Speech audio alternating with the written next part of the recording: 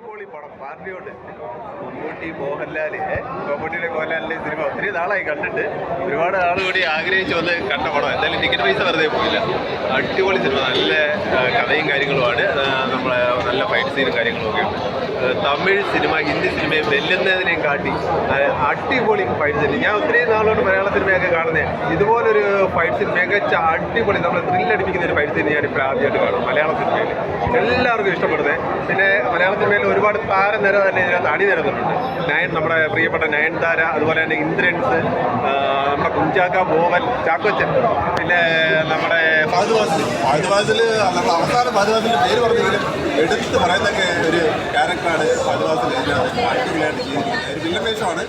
അടിപൊളിയായിട്ട് എല്ലാവർക്കും ഇഷ്ടപ്പെടുന്നു. ത്രില്ലടിച്ചിരുന്നു പോകുന്നു. എല്ലാവർക്കും അടിപൊളി, എല്ലാവർക്കും ഇഷ്ടപ്പെടുന്നു. അടിപൊളി. പിന്നെ 2020 ഒന്നല്ല, പിന്നെ ആർട്ടിഫിഷ്യൽസ് അല്ല, അതൊക്കെ വേറെ മൂഡ് പടം, പക്ക എൻ്റർടൈൻ്റെ മൂഡ്. ഇപ്രാവശ്യം ഇത് കട്ടി ലാലേട്ടാണോ മമ്മൂക്കാണ് അടിപൊളി? രണ്ടാളും കട്ടിക്കെട്ടും. പുലിയലല്ലേ, മോശം മോഡലല്ലോ, പൊളിച്ചടക്കി. പക്ഷെ ലാലത്തെ ലാസ്റ്റ് മരിക്കണ്ടില്ല. ഇത് രണ്ടും ഇങ്ങനെ പോവുകയാണെങ്കിൽ സന്തോഷം ഉണ്ടായിരുന്നു. പക്ഷെ ഫൈറ്റ് രണ്ടാൾക്ക് ഇടും അവസാനം വരെ പൊളിച്ചടക്കി. തീർച്ചയായിട്ടും ഒരു ചരിത്ര നിമിഷം വിറ്റ്നസ് ചെയ്ത് ജസ്റ്റ് ഇറങ്ങി വരികയാണ്. നമ്മളെല്ലാവരും വളരെ എക്സൈറ്റഡ് ആയിരുന്നു. വിക്ടംസ് ആഫ്റ്റർ ഇത്രയും വർഷത്തിന് ശേഷം അവർ ഒന്നിക്കുന്നു. And of course top notch technicians, മികച്ച മേക്കിംഗ്, ഇതിനൊരു ഭാഗമാകാൻ പറ്റിയത് എൻ്റെ ലൈഫിൽ എന്താ പറയുക. അല്ല, ഇവർ ചർച്ച ചെയ്ത ആ കണ്ടന്റ് എങ്ങനെയാണ് ശരിക്കും ചർച്ച ചെയ്തിട്ടുള്ളൂ? തീർച്ചയായിട്ടും അത് നമ്മളെല്ലാവരും കണ്ടന്റ് വൈസാണ്, മേക്കിംഗ് വൈസാണ്. ഓഫ്കോഴ്സ് നമ്മൾ ഡിഫറൻസ് ഉണ്ട്.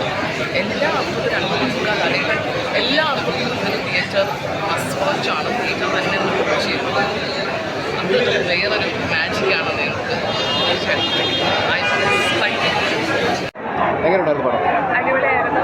എല്ലാവരും പറയുന്നത് മമ്മൂട്ടിക്ക് മാത്രമാണ് ഒരു റോളുള്ളത്, മറ്റുള്ളവരെല്ലാം സൈഡാക്കിയിട്ടുണ്ട്, മോഹൻലാലിൻ്റെ ആരാധകർക്ക് ഭയങ്കര വിഷമം ഉണ്ടാക്കുന്നുണ്ട് എന്നൊക്കെ പറയുന്നുണ്ട്. എന്ത് തോന്നുന്നു, അങ്ങനെ തന്നെയാണോ? എല്ലാവർക്കും അവരുടേതായ ഇമ്പോർട്ടൻസ് കൊടുത്തിട്ടുണ്ട്.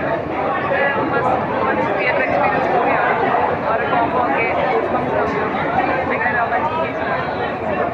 കുറേ നാളത്തെ കാത്തിരിപ്പിന് ശേഷമാണ് ഈ ഒരു ബിഗ് ബഡ്ജറ്റ്, അതും ഇത്രയും ലെഗൻഡായിട്ടുള്ള ആളുകൾ വന്നുകൊണ്ടിരിക്കുന്നത്.